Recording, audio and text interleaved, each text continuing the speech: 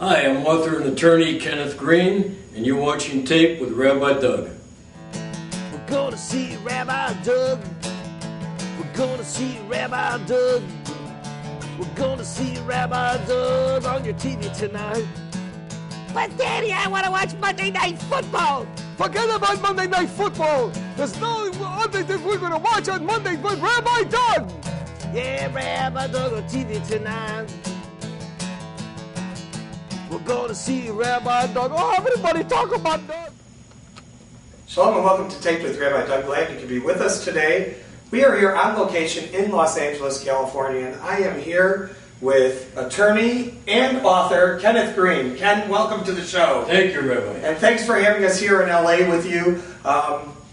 You have written a book called I'm from Division Street by Kenneth M. Green, and this talks about your growing up in the Jewish neighborhood on the near north side of Chicago, Division Street, which was a very happening place for the Jewish community at the time that the west side was still strong and the south side was still strong, before really West Rogers Park became the center of Jewish life in Chicago, which was preceded by East Rogers Park and Albany Park, of course.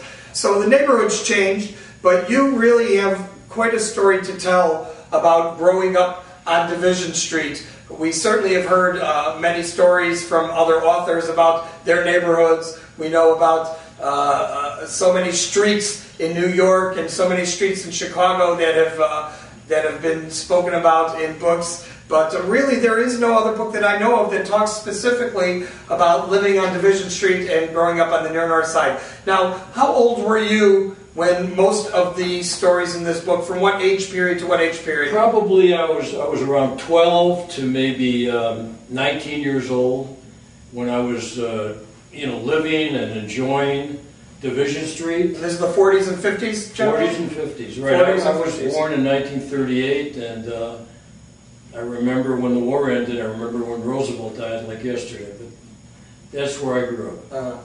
So tell me, what inspired you to write this book? I know you were reading through some of your mother's memoirs and stuff, but what really inspired you to tell the stories of Division Street and the near north side? Well, Rabbi, it's a funny thing. My mother passed away a couple of years ago, and I was rummaging through her belongings. I was looking in her desk drawer, and I came across some diaries and some memorabilia, and I found, much to my amazement, that a lot of famous people came from Division Street. Such as who came across your mind at the time? Barney Ross. The famous boxer. Famous boxer. Benny Goodman, the famous musician. A fellow named Moriarty, a biologist. The man out here at UCLA, Jules Stein from the Jules Stein Eye Clinic. The list goes on and on. I was just shocked and amazed that so many poor, impoverished Jewish people from Eastern Europe came to this street and became famous. And so I felt compelled to write about them. I thought there must be something about this neighborhood that produces such people with such strong motivation to succeed. And in addition to that, I have a personal story. I made a comeback. I didn't do well as a child, and I did make a comeback. And I wanted to motivate other young people, and that's what compelled me to write the book. Now, did you decide to sit down with a pen and paper or a computer and just start writing your own memoirs, or did you talk to someone and say, I'm interested in telling my story, can you help me put it together in words? I know you're a man of words because you are an attorney, you're a trial attorney, you certainly know how to speak, you're also a professor and a teacher, so how did this all come about when you finally said, I want to put this down in writing? I'm all of that, but I really had no background at all in writing. I am a trial lawyer. I've tried over 100 jury trials. But I wrote this book, Rabbi, the old-fashioned way. I went to Starbucks, I brought a legal pad and a pen, and I just started writing, and the words started flowing. I'm fortunate in that I have a very good memory, and I was able to remember in great detail about my upbringing and the people who lived in my neighborhood. And so I did it with pen and paper, I gave myself a 3-month deadline to complete it. I spent a couple hours every day at Starbucks. I drank a lot of coffee, and I wrote it, and then of course, I edited it. And, I'm not going to say it's War and Peace, but it came from my heart, and I think it really touches the flavor of the neighborhood that I grew up in. Very nice. I want to read a little bit about you from your biography, which is on the back of the book here. You were thrown out of high school because you were too good of a kid, followed the neighborhood rules too closely, never wore short pants, and never brought books home, and you never read a book until you entered college. It's true. You enlisted in the Army with your best friend who convinced you that you would be the first Jewish generals. You served in Korea, and your friend got a psychiatric discharge. After the service, you entered college and were driving a taxi cab and selling cash registers. You went on to law school at night while you were teaching high school during the days. You became a public defender in Los Angeles County and worked your way up to being the chief, where you supervised 400 criminal defense attorneys. Then you had been an adjunct professor at UCLA Extension for over 30 years. And last year, you graduated from the LA County Sheriff's Academy at the age of 68 years old, which is really about 3 years ago, yes, when you first put this book together, fulfilling a lifelong dream of becoming a reserve police officer, which you are. Shortly thereafter, you were hired as an instructor at the police academy.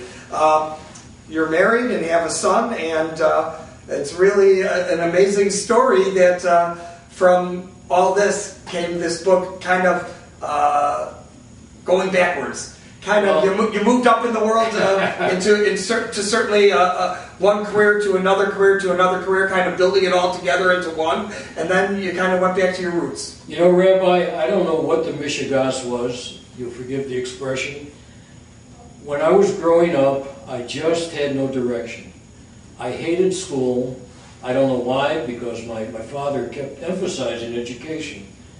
But I didn't like school. I never went 5 days a week. And so I wasn't a bad kid. We didn't do any violent stuff. But I ran with a group of tough guys, and we just decided school wasn't for us. And I thought I would be a house painter like my father. So what happened is I was thrown out of Roosevelt. Which is in Albany Park. Albany Park. And by the way, I had to have a permit to go to Roosevelt because I lived a resident in Humboldt Park. I got thrown out of Roosevelt, so I had to go to Thule, which was the high school in my district. And I was so depressed that after one semester, I called the principal at Roosevelt. I begged him to let me come back, and he did. I finally graduated from Roosevelt. I am embarrassed to say that I was number 181 out of 188 people in my class. There were only 7 who had worse grades than I did. That was a shanda, of course. And then I enlisted in the Army with another friend of mine, a Jewish kid. And he said, come on, we're going to be the first Jewish generals. And what did I know? So we went to the Army. We went on the buddy system. And that lasted through basic training. I ended up going to Korea. During the war? No, it was a couple of years after the war. After the Korean War, okay. So you didn't fight? I didn't fight. And he went to Fort Sam Houston, Texas to be a cook. I was in the artillery in Korea. I served in Korea for 16 and a half months. I was in the Army 2 years altogether. When I came home, my father, who was an immigrant from Poland, my father lived in Białystok, Poland, and he left 10 years before Hitler arrived. Otherwise, I wouldn't be here. And so my father waited about a week. He took me into the bedroom. He closed the door. We lived in an apartment. And he spoke to me in Yiddish. And he said, what are you going to do with your life? And I said, Pop, I think I want to do what you do. My father was a house painter. My father said, is that what you want to do? You want to come home every day with paint on your eyes and your lungs? He said, why don't you be a lawyer? I said, Dad, I can't be a lawyer. I was thrown out of high school and I never read a book in my life. He said, well, you're a smart kid. He said, I think you can be president. I said, okay, Dad, I'll tell you what I'll do. I'm going to go to junior college. I went to Wright Junior College. I'm going to take a full load. I had no study habits. I didn't know how to study at all. I'm going to pick one class, and if I can excel, if I can get an A, I'm going to be a lawyer. And so I picked business law, and I was one of only 2 people in the class that got an A, and that's what motivated me.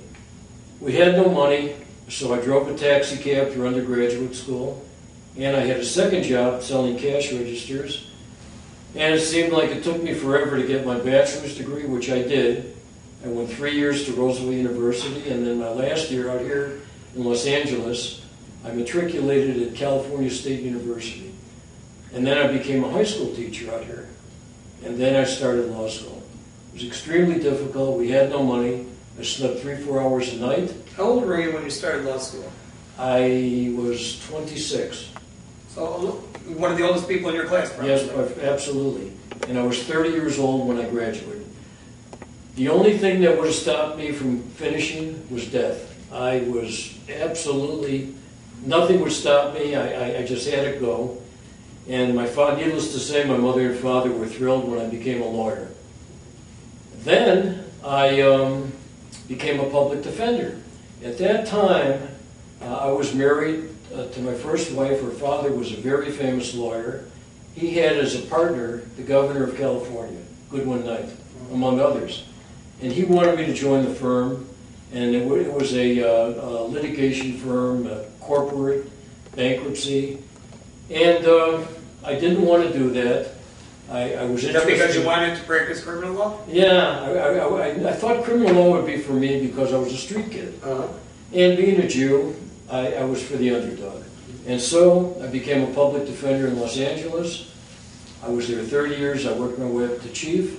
I supervised 400 lawyers. And so when I write this book, I want some young kids who think, like I did, that you're headed for the toilet, that anything is possible in this great country. And you have absolutely proven that.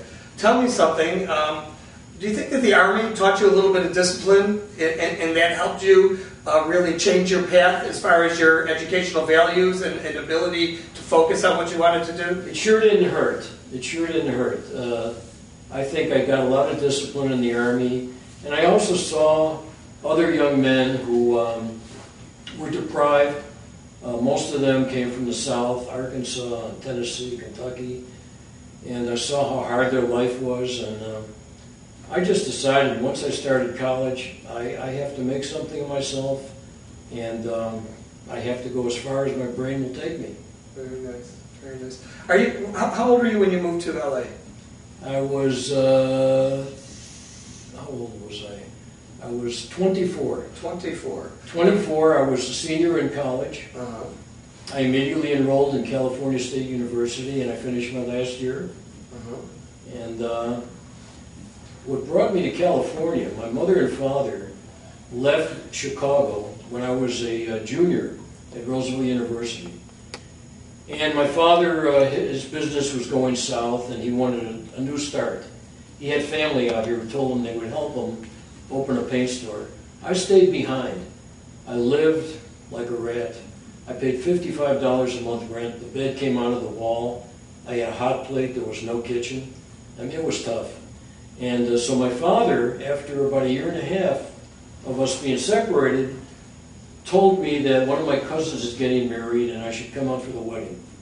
And the rest is history. I came out here. It was the worst snowstorm in Chicago in January '62. And here it was 70 degrees, palm trees. I stayed. My grandparents moved to Los Angeles in 1962 as well. So yeah, interesting year to move out here. Another interesting thing, excuse me. Yeah, sure. I grew up with guys, we've been friends since kindergarten. I was actually going to ask you a question about that. I'm glad you brought that up because you had mentioned before we went on the air that we have some mutual friends. We had no idea until today when you were talking to one of your friends who told you that they knew me very well. We have some very good mutual friends. Do you have a lot of friends? And that was the next thing I was going to ask you actually, that from growing up on the north side of Chicago, do you have a lot of friends that grew up with you that you're still in touch with? Actually, the friends are from Division Street. Right. Since kindergarten. I have 5, 6, 7 of them. Kindergarten, second grade, and we've been buddies all these years.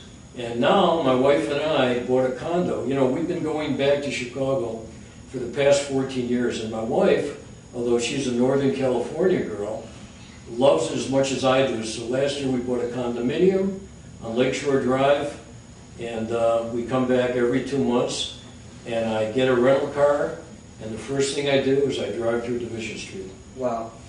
Just for the memory. Well, we have a lot of people who are near Northsiders, a lot of people who grew up in Humboldt Park area and stuff who are watching the show. Tell us, what elementary school did you go to? Von Humboldt. Von Humboldt. I'll tell you an interesting story, Sure. Rabbi. About 5 years ago, we were going back on one of our trips, and I said to my wife, I have to go back to my grammar school, Von Humboldt, and I have to go and sit in the desk that I sat in 7th grade. And she said, okay. And so I got on the phone, and I called the principal. A wonderful guy. He was a D's, Dems, and Those guy. Sounded a little bit like the first Mayor Daley, but a sweetheart of a guy. And I told him I'm an attorney, and I live in L.A., and I went to Von Humboldt, and can I come back and sit in the chair? And he said, sure. And so I came with my buddy Zaidman, who you and I both know. And the principal said, look, it's very dangerous here. He said, do you have a car? I said, of course. He said, pull into the schoolyard, get as close to the office door as you can. We have guards. And so Jerry was driving his new Lexus, and my wife and I are in the car. We have the video camera, and we pulled up to the door, and we walked in, and we both started fainting, crying like babies, because the school looked like it did when I was there. And so we sat and we talked to the principal. He went into a little room, I guess it was the archives, and he brought out the school paper, and he had our pictures in it. It was a very moving experience, and every time I go back, I drive through, I stop at my father's old paint store, which is now, of course, another business, my Bubby's fruit store, and I can't get enough of it. Very nice. A psychiatrist could have a good time with that. I don't know if it's because I was so happy, or I think I escaped working at the gas station, but I have to go back. Now, did you have any good experiences? I mean, when I say good experiences, as far as friends and stuff in high school at Roosevelt, I know you went back to Roosevelt and then graduated there after you asked to come back. Are you still friends with some of those high school people? Have you gone back to any reunions or anything? Oh, yes. Actually, we had our 50th high school reunions a few years back, and I went, and it was a very moving experience. Yeah, I made a lot of good friends, and you know, you can't replace people like that. No, you can't. That's wonderful. So tell me, you know, I'm from Division Street. We're not crossing Division Street here like we are California, if you were Delancey, but I'm from Division Street. Division Street really was a neighborhood. What synagogue did you go to when you lived in that area? Everybody went to the Galicianer. The Galicianer Synagogue, which eventually merged and became A.G. Beth Israel, which is on Devon Avenue, just near Lincoln Avenue in Peterson Park in Chicago. Absolutely. And is now closed, merged with Lincolnwood Jewish Congregation. It is now a Kollel Yeshiva, right. The building where they have daily learning every day and services, and high school. Jewish Yeshiva High School is also moved into that building now. So it's still used as a Jewish place today, coming from its roots back in on Division Street, and that was on California Avenue, right? California, just south of Division Street. I think it was near Hirsch. I think that was a side street. And I used to go with my mother and father, and we'd hear this great cantor, who you, of course, heard Yes, of. I knew him. Richard Tucker. Richard Tucker. I did know Richard Tucker. He had a stimme like nobody. Beautiful voice. And I knew him in his last years, and quite a man, and quite a voice. Great guy. And an expert in Jewish music. Thank God I've known some very famous cantors and their families over the years. Tell me, of all the stories that you tell in this book, what story do you think is the one that when readers read it are going to say, you really wanted to read this story? And just give us a little Vorspeise, as we say, of that story. Well, there's one that's a little bit on the violent side, but I think the Jewish audience will relate to it. And the non-Jewish audience. We have a lot of people who watch right in that neighborhood who live there today as well. I got to Korea when I was 18 years old. I weighed about 140 pounds. And I had just arrived in Korea in a truck. My outfit was right on the DMZ. And the demilitarized zone. And so I was in a truck, and the truck drove us up this mountain, and he let me out, and I'm carrying my duffel bag, and he said, "That's where you'll live." And it was a Quonset hut. Some of the soldiers lived in tents, but I was lucky, it was a Quonset hut. There was no water, there was no electricity, and there were 10 bunks inside this hut. I think it was like corrugated tin. And it was a Sunday, so there were no officers. And I saw an empty bunk, and I lie down in the bunk, and I'm reading a magazine that I bought in Tokyo at the PX. And within minutes, every civilized man's worst nightmare happened to me. This big hillbilly, right out of the movie Deliverance, for those of you who saw that movie. His neck was bigger than my thigh, and he walked up to me and he said, "Are you from Chicago?" And I'm thinking, how did he find that I'm from Chicago? Later I thought he must have seen my file. And I said, "Yes, I am." And he said, "What do they do in Chicago besides get run over by trucks and get shot at?" And I knew I'm in trouble. And then he said, "Are you a Jew?" And the first thing I thought about is, I'm not getting on the train. And so he started pushing me and trying to throw me off the bunk. And I did what I had to do, and I took good care of him. He ended up going to the hospital. He got out, and I'll bet he went back to Arkansas and told his friends, "You don't want to mess with Jews." Wow. So that's one story. Yeah, that's great. That's great. Yeah, I couldn't take that. I was thinking my mother and father are going to get a telegram that their only son, their Jewish son, was killed in Korea, not in combat, but by some hillbilly who hates Jews. Oh boy, what a story. But, thank God everything turned out okay. Thank God. Thank God. You have a passion for your neighborhood that you grew up in. What are your very, very favorite memories growing up?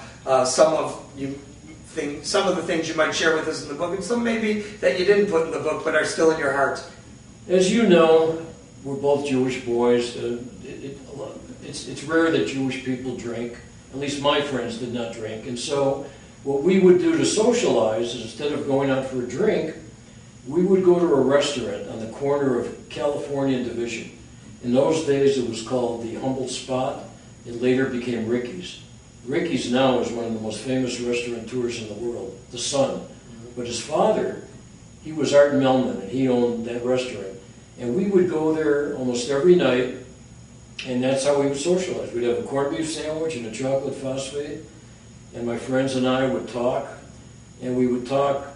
I remember we would have long conversations about our fathers, who we all idolized, and we would wonder why their lives were so hard, because my dad was a house painter, and another one was a scrap iron metal dealer, and another was a cab driver, and we thought, why is life so hard for these wonderful people? We'd have these philosophical discussions. Were your parents born in America or born in Europe? My father came from Białystok, Poland. Like you mentioned, you did mention that Yeah, earlier. and my mother was born in Chicago. Uh-huh. My mother was a manicurist at the famous Nate Levin's barbershop. Nate the barber was a legend, and he was on Division Street. My father met my mother in 1935 Getting a haircut. at the barbershop.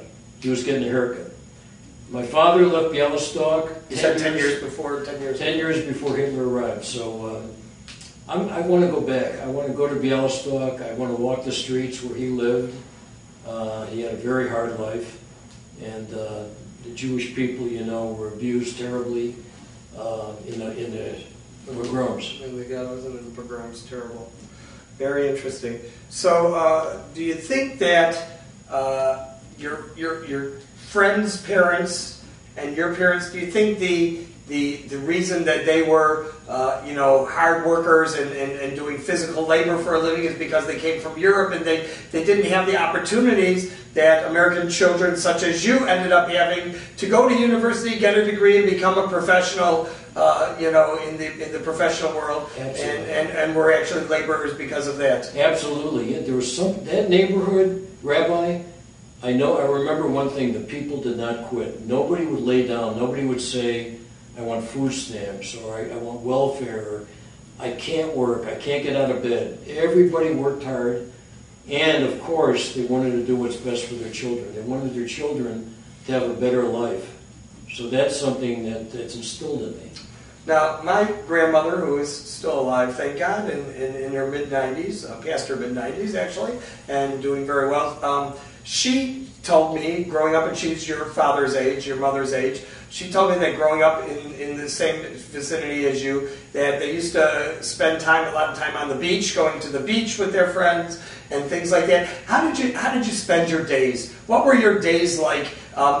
Summer vacation, no school. Yep. What were your days like besides going to the restaurant with your friends? Where did you go and what did you do to spend your time? Rabbi, you won't believe it. Our playground was the alley. We played in the alley. Everything? Yeah, we played softball, and then I had a BB gun. I was shooting tin cans. And we spent most of our time in the alley, or we went to Humboldt Park and we played softball. Sometimes we go to, and sometimes in the schoolyard of Von Humboldt Elementary School, we played softball.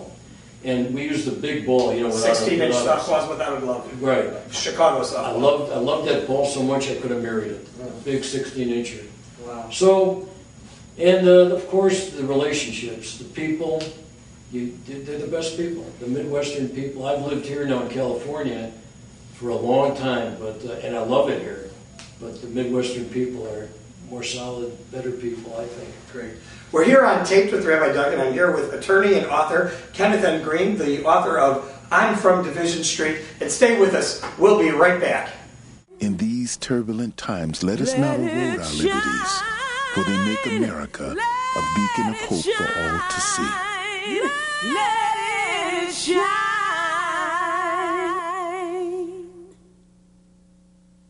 Hello, I'm Lainey Kazan, and you're watching Rabbi Doug.